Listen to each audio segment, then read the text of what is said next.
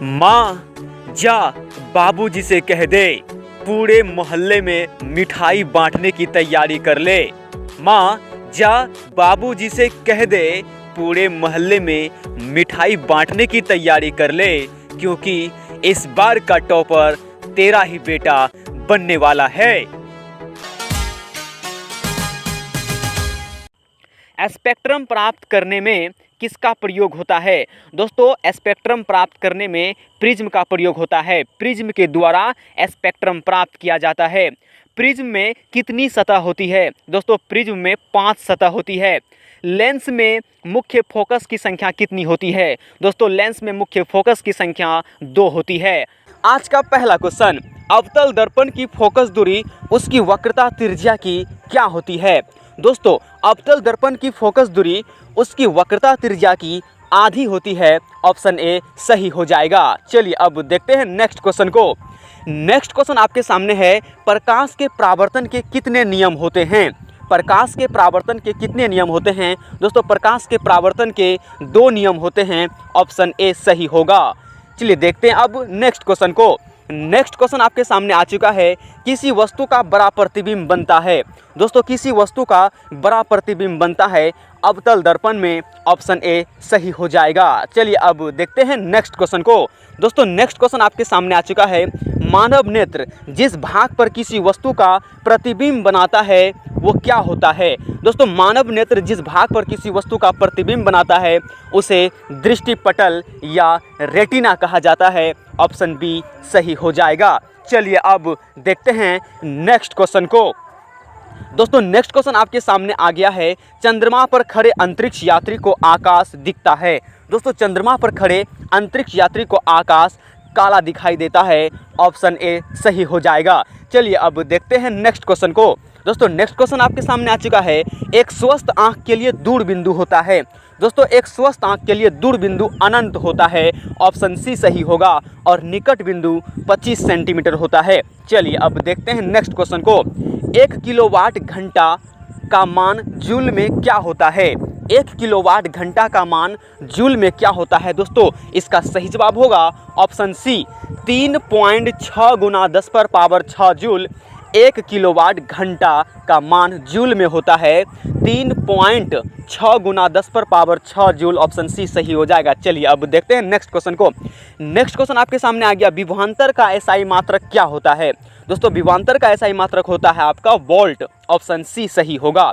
चलिए अब देखते हैं नेक्स्ट क्वेश्चन को। नेक्स्ट क्वेश्चन आपके सामने आ चुका है, विद्युत चुंबकीय प्रेरक की खोज किसने की थी? दोस्तों, विद्युत चुंबकीय प्रेरक की खोज फैराडे ने किया था। ऑप्शन ए सही होगा। विद्युत चुंबकीय प्रेरक की खोज फैराडे ने किया था।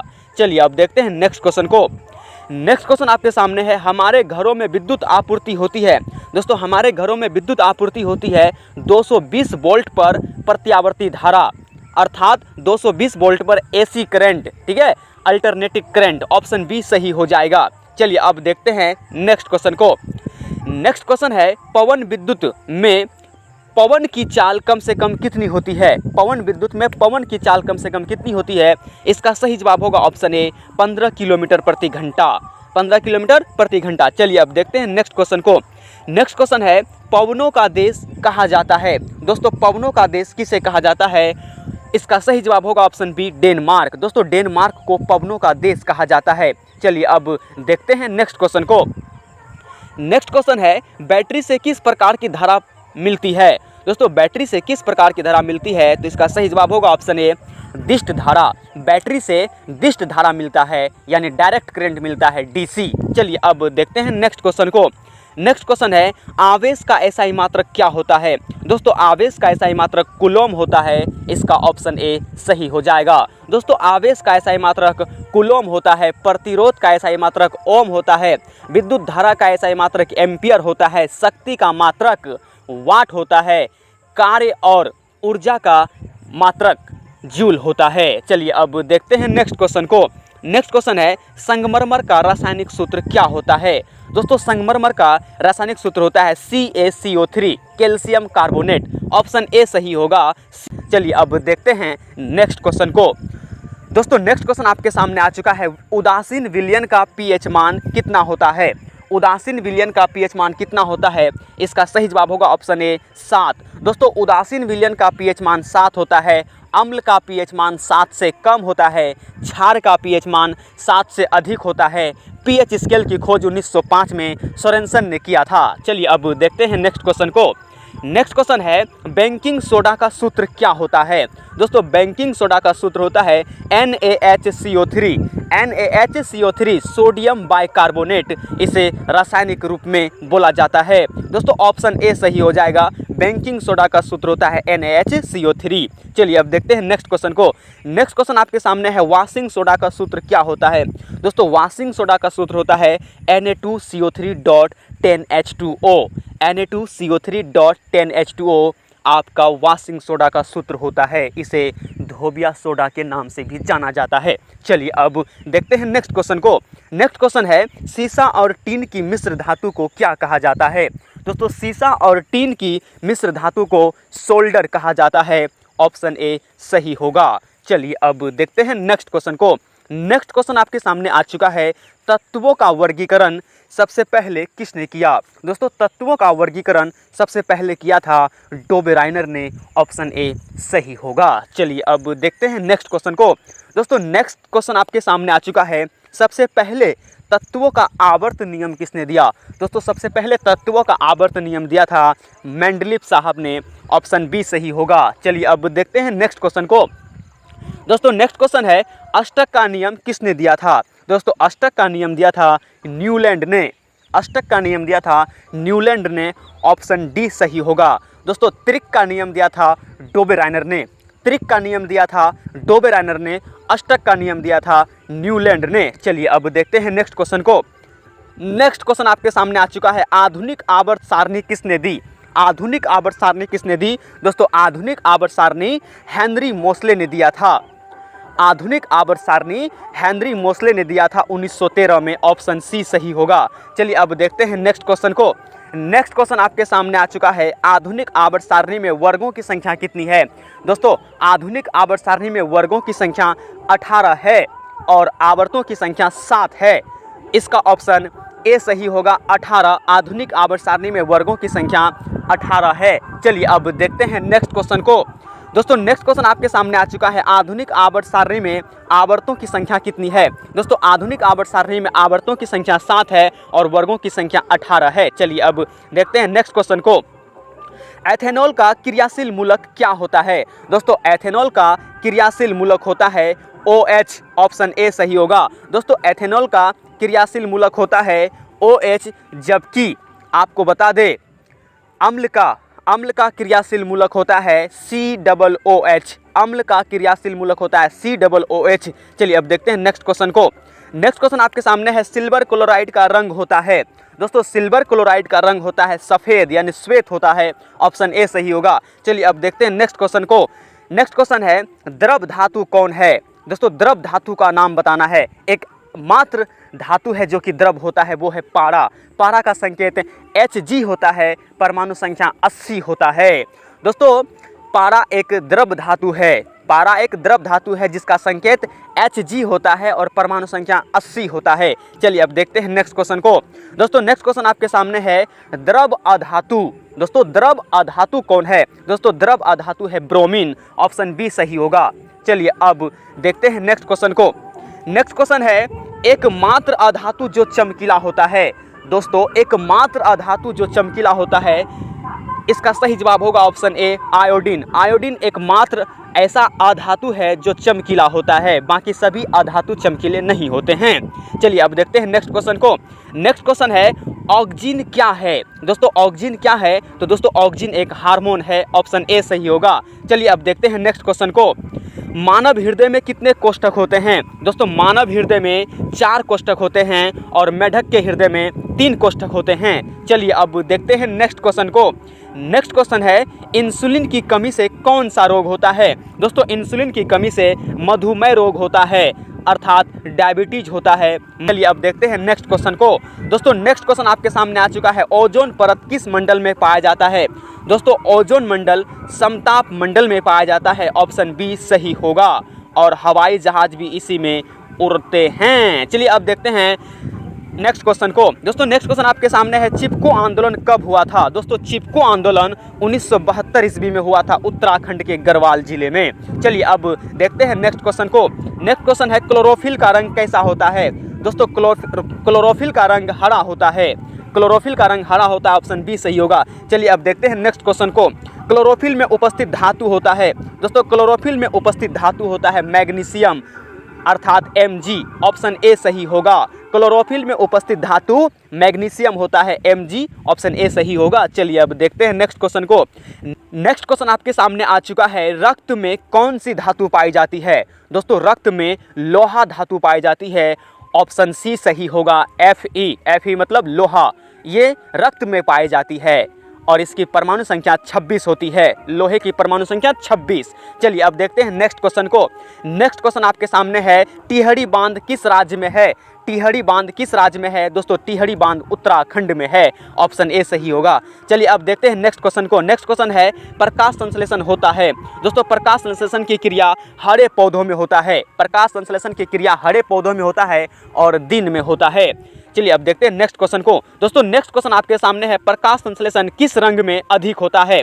दोस्तों प्रकाश संश्लेषण सबसे अधिक होता है लाल रंग में और सबसे कम होता है बैगनी रंग में। तो दोस्तों इसका सही जवाब होगा ऑप्शन ए, लाल रंग में अधिक होता है।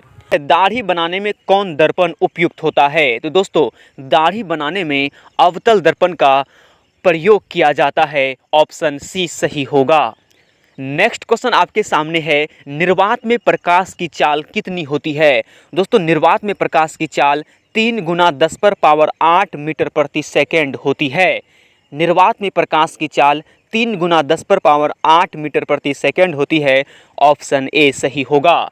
चलिए देखते हैं अब नेक्स्ट क्वेश्चन को। निकट दृष्टि दोष दूर किया जाता है? दोस्तों निकट दृष्टि दोष दूर किया जाता है अवतल लेंस का प्रयोग करके अर्थात अपसारी लेंस का प्रयोग करके, ऑप्शन बी सही होगा। नेक्स्ट क्वेश्चन आपके सामने आ चुका है, श्वेत रंग कितने रंगों के मेल से बना होता है? दोस्तों श्वेत रंग 7 रंगों के मेल से बना होता है, ऑप्शन सी सही हो जाएगा। नेक्स्ट क्वेश्चन आपके सामने आ चुका है, प्रतिरोध का एसआई मात्रक क्या होता है? दोस्तों प्रतिरोध का एसआई मात्रक होता है ओम, ऑप्शन सी सही होगा। प्रतिरोध का एसआई मात्रक ओम होता है। नेक्स्ट क्वेश्चन आपके सामने आ चुका है, एक एंगस्ट्रॉन का मान कितना होता है? दोस्तों एक एंगस्ट्रॉन का मान होता है 10⁻⁻10 मीटर। 10⁻⁻10 मीटर एक एंगस्ट्रॉम का मान होता है। चलिए देखते हैं अब नेक्स्ट क्वेश्चन को। नेक्स्ट क्वेश्चन आपके सामने आ चुका है, ओम के नियम का गणितीय रूप है? ओम के नियम का गणितीय रूप है I = V/R। I = V/R ओम के नियम का गणितीय रूप है। चलिए देखते हैं अब नेक्स्ट क्वेश्चन को। नेक्स्ट क्वेश्चन आपके सामने आ चुका है, विद्युत बल्ब का तंतु बना होता है? विद्युत बल्ब का तंतु बना होता है, दोस्तों विद्युत बल्ब का तंतु बना होता है टंगस्टन का, ऑप्शन सी सही होगा। टंगस्टन का संकेत W होता है। नेक्स्ट क्वेश्चन को देखिए, खतरे के निशान में प्रयुक्त रंग? दोस्तों खतरे के निशान में किस रंग का प्रयोग करते हैं? तो दोस्तों खतरे के निशान में लाल रंग का प्रयोग किया जाता है, ऑप्शन बी सही हो जाएगा। चलिए अब देखते हैं नेक्स्ट क्वेश्चन को। ऊर्जा का एसआई मात्रक क्या होता है? दोस्तों ऊर्जा का एसआई मात्रक जूल होता है और कार्य का एसआई मात्रक भी जूल होता है। चलिए अब देखते हैं नेक्स्ट क्वेश्चन को। ग्लूकोज का सूत्र क्या होता है? दोस्तों ग्लूकोज का सूत्र क्या होता है? ग्लूकोज का सूत्र होता है C6H12O6। C6H12O6 ऑप्शन ए सही होगा। चलिए देखते हैं अब नेक्स्ट क्वेश्चन को। कैल्शियम कार्बोनेट को क्या कहते हैं? दोस्तों कैल्शियम कार्बोनेट को चौक, चूना पत्थर, संगमरमर, चौक, चूना पत्थर, संगमरमर ये तीनों कहा जाता है, ऑप्शन डी सही होगा ये सभी। चलिए अब देखते हैं नेक्स्ट क्वेश्चन को। नेक्स्ट क्वेश्चन है, सिलिका क्या है? दोस्तों सिलिका उपधातु है। सिलिका उपधातु है, ऑप्शन ए सही हो जाएगा। चलिए अब देखते हैं नेक्स्ट क्वेश्चन को। नेक्स्ट क्वेश्चन आपके सामने आ चुका है, सबसे कठोर पदार्थ क्या है? दोस्तों सबसे कठोर पदार्थ हीरा होता है, ऑप्शन ए सही होगा हीरा। चलिए अब देखते हैं नेक्स्ट क्वेश्चन। नेक्स्ट क्वेश्चन है कार्बन क्या है। दोस्तों आपको बताना है कार्बन क्या है। दोस्तों कार्बन अधातु है, ऑप्शन बी सही होगा। चलिए अब देखते हैं नेक्स्ट क्वेश्चन को। फुलेरिन किसका अप्रूफ है। दोस्तों फुलेरिन किसका अप्रूफ है, इसका सही जवाब होगा ऑप्शन ए कार्बन का। दोस्तों फुलेरिन कार्बन का अप्रूफ है। कार्बन के 3 अप्रूफ होते हैं, हीरा, ग्रेफाइट और फुलेरिन। चलिए अब देखते हैं नेक्स्ट क्वेश्चन को। नेक्स्ट क्वेश्चन आपके सामने है, बेंजीन का सूत्र क्या होता है। दोस्तों बेंजीन का सूत्र होता है C6H6। C6H6 बेंजीन का रासायनिक सूत्र होता है, ऑप्शन ए सही होगा। दोस्तों मीथेन का सूत्र CH4 होता है। चलिए अब देखते हैं नेक्स्ट क्वेश्चन को। नेक्स्ट क्वेश्चन आपके सामने है, आवर्त सारणी में कितने आवर्त हैं। दोस्तों आवर्त सारणी में कितने आवर्त हैं, इसका सही जवाब होगा ऑप्शन ए 7। आवर्त सारणी में 7 आवर्त हैं और 9 वर्ग हैं। चलिए अब देखते हैं नेक्स्ट क्वेश्चन को। आवर्त सारणी में कितने वर्ग हैं। दोस्तों आवर्त सारणी में 9 वर्ग हैं, ऑप्शन सी सही होगा। नेक्स्ट क्वेश्चन है, इसमें अक्रिय गैस कौन है। दोस्तों अक्रिय गैसों की संख्या 6 है, आप इन्हें ध्यान से सुनिए। Helium, neon, argon, krypton, xenon, radon, ये सभी अक्रिय गैस हैं। इसका सही जवाब होगा ऑप्शन डी ये सभी। चलिए अब देखते हैं नेक्स्ट क्वेश्चन को। नेक्स्ट क्वेश्चन है, हरे पौधे कहलाते हैं। दोस्तों हरे पौधे उत्पादक कहलाते हैं, ऑप्शन ए सही होगा। चलिए देखते हैं नेक्स्ट क्वेश्चन को। प्रकाश संश्लेषण कब होता है। दोस्तों प्रकाश संश्लेषण दिन में होता है, ऑप्शन ए सही होगा। चलिए देखते हैं अब नेक्स्ट क्वेश्चन को। नेक्स्ट क्वेश्चन है, ईसीजी का फुल फॉर्म क्या होता है। दोस्तों ईसीजी का फुल फॉर्म होता है इलेक्ट्रोकार्डियोग्राम। Electrocardiogram, electrocardiogram. चलिए देखते हैं नेक्स्ट क्वेश्चन को। नेक्स्ट क्वेश्चन है, डीएनए का पूरा नाम क्या होता है। दोस्तों डीएनए का पूरा नाम होता है deoxy ribo nucleic acid. Deoxy ribo nucleic acid DNA का पूरा नाम होता है। चलिए देखते हैं नेक्स्ट क्वेश्चन को। नेक्स्ट क्वेश्चन है, पुरुष में कौन सा लिंग गुण सूत्र होता है। पुरुष में कौन सा लिंग गुण सूत्र होता है। दोस्तों इसका सही जवाब होगा ऑप्शन ए XY। दोस्तों XY लिंग गुण सूत्र पुरुषों में होता है और महिलाओं में XX होता है। चलिए देखते हैं नेक्स्ट क्वेश्चन को। नेक्स्ट क्वेश्चन है, एक कोशिकीय जीव है। दोस्तों एक कोशिकीय जीव कौन कौन है। तो दोस्तों amoeba, paramecium, Euglena. Amoeba, paramecium, Euglena एक कोशिकीय जीव है। इसका सही जवाब होगा ऑप्शन डी ये सभी। नेक्स्ट क्वेश्चन है, मुकुलन द्वारा प्रजनन किस में होता है। दोस्तों मुकुलन द्वारा प्रजनन ईस्ट में होता है। किस में? ईस्ट में। मुकुलन द्वारा प्रजनन ईस्ट में होता है, ऑप्शन सी सही होगा। चलिए अब देखते हैं नेक्स्ट क्वेश्चन को। नेक्स्ट क्वेश्चन है, यूरो 2 का संबंध है। यूरो 2 का संबंध है। दोस्तों यूरो 2 का संबंध है वायु प्रदूषण से। यूरो 2 का संबंध है वायु प्रदूषण से, ऑप्शन बी सही होगा। चलिए अब देखते हैं नेक्स्ट क्वेश्चन को। नेक्स्ट क्वेश्चन है, इसमें कौन नवीकरणीय ऊर्जा है। इसमें कौन नवीकरणीय ऊर्जा है। दोस्तों सही जवाब होगा ऑप्शन डी ये सभी। दोस्तों पवन ऊर्जा, सौर ऊर्जा, बायोगैस। पवन ऊर्जा, सौर ऊर्जा, बायोगैस ये तीनों नवीकरणीय ऊर्जा स्रोत है। चलिए अब देखते हैं नेक्स्ट क्वेश्चन को। दोस्तों नेक्स्ट क्वेश्चन है, इसमें कौन अनवीकरणीय ऊर्जा स्रोत है। दोस्तों आपको बताना है इसमें कौन अनवीकरणीय ऊर्जा स्रोत है। दोस्तों कोयला, पेट्रोलियम, प्राकृतिक गैस। कोयला, पेट्रोलियम, प्राकृतिक गैस ये तीनों अनवीकरणीय ऊर्जा स्रोत है, ऑप्शन डी सही होगा ये सभी। का है प्रकाश क्या है। दोस्तों प्रकाश क्या है। प्रकाश ऊर्जा का रूप है। प्रकाश ऊर्जा का रूप है। प्रकाश कैसी तरंग है। दोस्तों प्रकाश अनुप्रस्थ तरंग है। निर्वात में प्रकाश की चाल कितनी होती है। दोस्तों निर्वात में प्रकाश की चाल 3 × 10⁸ मीटर प्रति सेकेंड होती है। आगे क्वेश्चन है, प्रकाश के परावर्तन के कितने नियम हैं। दोस्तों प्रकाश के परावर्तन के 2 नियम हैं। चलिए अब देखते हैं नेक्स्ट को। प्रकाश के अपवर्तन के कितने नियम हैं। दोस्तों प्रकाश के अपवर्तन के 2 नियम हैं और प्रकाश के परावर्तन के भी 2 नियम हैं। प्रकाश के किरणों के समूह को क्या कहते हैं। दोस्तों प्रकाश के किरणों के समूह को किरण पुंज कहा जाता है। दर्पण कितने प्रकार के होते हैं? दोस्तों दर्पण 3 प्रकार के होते हैं, समतल दर्पण, गोलीय दर्पण और परवलयीय दर्पण। आँख, नाक, कान, हजामत बनाने में किस दर्पण का प्रयोग किया जाता है? तो दोस्तों अवतल दर्पण का प्रयोग आँख, नाक, कान की जांच में, हजामत बनाने में, सोलर कुकर में आदि में किया जाता है अवतल दर्पण का प्रयोग। आगे देखते हैं, वस्तु का बड़ा प्रतिबिंब किस दर्पण में बनता है? दोस्तों वस्तु का बड़ा प्रतिबिंब अवतल दर्पण में बनता है। साइड मिरर में किस दर्पण का प्रयोग होता है? दोस्तों साइड मिरर में उत्तल दर्पण का प्रयोग किया जाता है। सबसे अधिक अपवर्तनांक किसका होता है? दोस्तों सबसे अधिक अपवर्तनांक हीरा का होता है, जो कि सबसे कठोर पदार्थ है। दोस्तों हीरा का अपवर्तनांक कितना होता है? दोस्तों हीरा का अपवर्तनांक 2.42 होता है, जो कि सबसे अधिक होता है। चलिए अब देखते हैं नेक्स्ट को।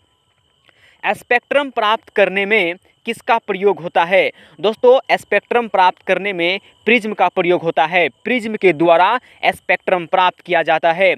प्रिज्म में कितनी सतह होती है? दोस्तों प्रिज्म में 5 सतह होती है। लेंस में मुख्य फोकस की संख्या कितनी होती है? दोस्तों लेंस में मुख्य फोकस की संख्या 2 होती है। आगे बताइए, फ्यूज का तार किसका बना होता है? दोस्तों फ्यूज का तार तांबा और टीन का बना होता है। फ्यूज का तार तांबा और टीन का बना होता है। देखिए आगे, ताप बढ़ने पर चालक का प्रतिरोध क्या होता है? दोस्तों ताप बढ़ने पर चालक का प्रतिरोध बढ़ जाता है। ताप बढ़ने पर चालक का प्रतिरोध बढ़ जाता है। तालाब का जल गहरा दिखाई देता है, क्यों? तालाब का जल गहरा दिखाई देता है प्रकाश के अपवर्तन के कारण। मृत्यु के बाद नेत्र जीवित रहता है। दोस्तों आपको बताना है मृत्यु के बाद नेत्र कितने घंटे तक जीवित रहता है? तो 4 से 6 घंटे तक जीवित रहता है। तारे क्यों टिमटिमाते हैं? दोस्तों तारे प्रकाश के अपवर्तन के कारण टिमटिमाते हैं। विद्युत शक्ति का एसआई मात्रक क्या होता है? दोस्तों आप इसका जवाब कमेंट में बताइएगा। विद्युत शक्ति का एसआई मात्रक क्या होता है? दोस्तों अभी तक हम देखें top 20 VVI objective question physics के। चलिए अब देखते हैं top 20 VVI objective question chemistry के, फिर टॉप 20 वीवीआई ऑब्जेक्टिव क्वेश्चन देखेंगे बायोलॉजी के, कुल मिलाकर 60। अब देखिए नेक्स्ट क्वेश्चन, लोहा से जिंक लेपित करने की क्रिया क्या कहलाती है? लोहा से जिंक लेपित करने की प्रक्रिया क्या कहलाती है? गैल्वेनीकरण कहलाती है। चाकू से कटने वाली धातु कौन है? दोस्तों सोडियम, पोटेशियम, लिथियम को चाकू से काटा जा सकता है। सोडियम, लिथियम, पोटेशियम को चाकू से काटा जा सकता है। सोडियम का संकेत Na, पोटेशियम का संकेत K और लिथियम का संकेत Li होता है। सिनेबार का मुख्य अयस्क है। दोस्तों सिनेबार किसका मुख्य अयस्क है? तो पारा का। पारा का मुख्य अयस्क सिनेबार होता है। दोस्तों लोहा का मुख्य अयस्क क्या होता है? तो दोस्तों लोहा का मुख्य अयस्क हेमेटाइट होता है। एल्यूमिनियम का मुख्य अयस्क क्या होता है? दोस्तों एल्यूमिनियम का मुख्य अयस्क बॉक्साइड होता है। आगे देखिए, जल में घुलनशील भस्म क्या कहलाता है? दोस्तों जल में घुलनशील भस्म क्षार कहलाता है। धोबिया सोडा का सूत्र क्या होता है? दोस्तों धोबिया सोडा का जो सूत्र होता है वो होता है Na2CO3.10H2O। Na2CO3.10H2O धोबिया सोडा का सूत्र होता है, जिसे वाशिंग सोडा भी कहा जाता है। ऑक्जेलिक अम्ल का स्रोत क्या है? दोस्तों ऑक्जेलिक अम्ल का स्रोत टमाटर होता है। आगे देखिए, जिप्सम का रासायनिक सूत्र क्या होता है? दोस्तों जिप्सम का रासायनिक सूत्र होता है CaSO4.2H2O। जिप्सम का रासायनिक सूत्र होता है CaSO4.2H2O। नीले लिटमस को लाल करता है। दोस्तों नीले लिटमस को लाल करता है अम्ल और लाल लिटमस को नीला करता है क्षार। ध्यान दीजिएगा, नीले लिटमस को लाल करता है अम्ल, लाल लिटमस को नीला कर देता है क्षार। मिल्क ऑफ मैग्नीशियम का पीएच मान कितना होता है? दोस्तों मिल्क ऑफ मैग्नीशियम का पीएच मान 10.5 होता है। आगे देखिए, पीएच स्केल की खोज किसने की थी? दोस्तों पीएच स्केल की खोज सोरेनसन ने 1905 ईस्वी में किया था। अम्ल का पीएच मान क्या होता है? दोस्तों अम्ल का पीएच मान 7 से कम होता है। क्षार का पीएच मान क्या होता है? दोस्तों क्षार का पीएच मान 7 से अधिक होता है। उदासीन विलयन का पीएच मान क्या होता है? दोस्तों उदासीन विलयन का पीएच मान 7 होता है। जल एक उदासीन द्रव्य है। क्योंकि जल का पीएच मान 7 होता है। चलिए आगे देखते हैं। आगे क्वेश्चन है, एकमात्र अधातु जो चमकीला होता है। दोस्तों एकमात्र अधातु जो चमकीला होता है वो है आयोडीन। आयोडीन का संकेत आई होता है। एकमात्र धातु जो द्रव होता है, एकमात्र धातु जो द्रव होता है वो है पारा। पारा का संकेत Hg होता है और इसकी परमाणु संख्या 80 होता है। दोस्तों एकमात्र धातु जो कि द्रव होता है वो है पारा। पारा का संकेत Hg होता है और इसकी परमाणु संख्या 80 होता है। एकमात्र अधातु जो कि द्रव होता है, दोस्तों एकमात्र अधातु जो कि द्रव होता है वो होता है ब्रोमीन। ब्रोमीन का संकेत Br होता है। ब्रोमीन का संकेत Br होता है। चलिए आगे देखिए। एकमात्र धातु जो सुचालक होता है, एकमात्र धातु जो सुचालक होता है वो है आपका ग्रेफाइट। ग्रेफाइट कार्बन का अपरूप होता है। ग्रेफाइट कार्बन का अपरूप होता है और ग्रेफाइट एक आपका क्या है, ग्रेफाइट एक आपका अधातु है जो कि क्या होता है, सुचालक होता है। ध्यान दीजिएगा, ग्रेफाइट आपका एक अधातु होता है जो कि सुचालक होता है। दोस्तों यहाँ पे अधातु होगा। आगे है, ग्रेफाइट किसका अपरूप है। दोस्तों ग्रेफाइट किसका अपरूप है, इसका जवाब आप कमेंट में दीजिए। अभी हम बताए थे आपको। चलिए अब देखते हैं बायोलॉजी के top 20 VBI objective question. First question है, अमीबा में भोजन होता है। दोस्तों अमीबा में भोजन होता है कुटपाद द्वारा। अमीबा में भोजन होता है कुटपाद द्वारा। पित्त रस कहाँ से निकलता है। दोस्तों पित्त रस निकलता है यकृत से। यकृत का वजन 1.5 kg से 2 kg होता है। पुष्पी पौधों में प्रजनन होता है फूलों द्वारा। पुष्पी पौधों में प्रजनन होता है फूलों द्वारा। आगे है, रक्त का पीएच मान क्या होता है। दोस्तों रक्त का पीएच मान 7.4 होता है और रक्त में जो है आपका लोहा पाया जाता है। रक्त में क्या पाया जाता है, लोहा पाया जाता है, जिसके कारण रक्त लाल होता है। रक्त का अध्ययन हेमाटोलॉजी कहलाता है। आगे देखते हैं, कवक में पोषण की कौन सी विधि होती है। दोस्तों कवक में पोषण की कौन सी विधि होती है, मृतजीवी। मृतजीवी विधि होती है कवक में। कवक में पोषण की विधि होती है मृतजीवी। रक्त में आयरन की कमी से कौन सा रोग होता है। दोस्तों अभी हम बताए थे रक्त में आयरन यानी लोहा पाया जाता है। यदि रक्त में आयरन की कमी हो जाए तो एनीमिया रोग हो जाता है। रक्त में आयरन की कमी से एनीमिया रोग होता है। पत्तियों का रंग हरा होता है क्लोरोफिल के कारण। पत्तियों का रंग हरा होता है क्लोरोफिल के कारण। पत्तियों का रंग पीला होता है केरोटिन के कारण। याद रखिएगा, पत्तियों का रंग पीला हो जाता है केरोटिन के कारण, जबकि पत्तियों का रंग हरा होता है क्लोरोफिल के कारण। आगे देखिए, पत्तियों में गैसों का आदान प्रदान होता है रंध्र के द्वारा। पत्तियों में गैसों का आदान प्रदान होता है रंध्र द्वारा। आगे देखिए, कवक में पोषण की कौन सी विधि होती है, मृतजीवी हम आपको बता चुके हैं। आगे है, मानव हृदय में कोष्ठक की संख्या होती है। दोस्तों मानव हृदय में कोष्ठक की संख्या 4 होती है। मेढक के हृदय में कोष्ठक की संख्या 3 होती है और मछली के हृदय में कोष्ठक की संख्या 2 होती है। ये तीनों बात आप याद रखिएगा। मानव के हृदय में कोष्ठक की संख्या 4 होती है, मेढक के हृदय में कोष्ठक की संख्या 3 होती है और मछली के हृदय में कोष्ठक की संख्या 2 होती है। भोजन का पचना कैसी अभिक्रिया है। दोस्तों भोजन का पचना उपचयन अभिक्रिया है, जिसे उष्माक्षेपी अभिक्रिया भी कहा जाता है। उभयलिंगी जंतु है। दोस्तों उभयलिंगी जंतु कौन है। दोस्तों उभयलिंगी जंतु है केचुआ, हाइड्रा, हाथी, घोड़ा, कृमि आदि। ये सभी उभयलिंगी जंतु है। आपको एग्जाम में कोई एक दे देगा ऑप्शन में। उभयलिंगी जंतु कौन है, केचुआ, हाइड्रा, हाथी, घोड़ा, ये सभी क्या है, उभयलिंगी जंतु है। ग्वाइटर रोग होता है। दोस्तों ग्वाइटर रोग होता है आयोडीन की कमी से, जिसे घेंघा रोग भी कहा जाता है। घेंघा रोग, घेघा रोग बोलते हैं, ग्वाइटर की कमी से होता है। आगे देखते हैं, रक्त क्या है। दोस्तों रक्त तरल संयोजी उत्तक है। रक्त क्या है, तरल संयोजी उत्तक है। मास्टर ग्रंथि किसे कहते हैं, पिट्यूटरी ग्रंथि को मास्टर ग्रंथि कहा जाता है। मछली का श्वसन अंग है गिल्स, गल्फरा। मछली का श्वसन अंग है गिल्स। मैग्नीशियम पाया जाता है क्लोरोफिल में। मैग्नीशियम पाया जाता है क्लोरोफिल में। मैग्नीशियम का संकेत Mg होता है और इसकी परमाणु संख्या 12 होता है। आगे देखिए, स्वपोषी पोषण के लिए आवश्यक है। दोस्तों स्वपोषी पोषण के लिए आवश्यक है CO2 सूर्य का प्रकाश, क्लोरोफिल कार्बन डाइऑक्साइड, सूर्य का प्रकाश और क्लोरोफिल जो कि पत्तियों में पाया जाता है। पादप में फ्लोएम का कार्य है दोस्तों, पादप में फ्लोएम का कार्य है भोजन का बनाना, ठीक है।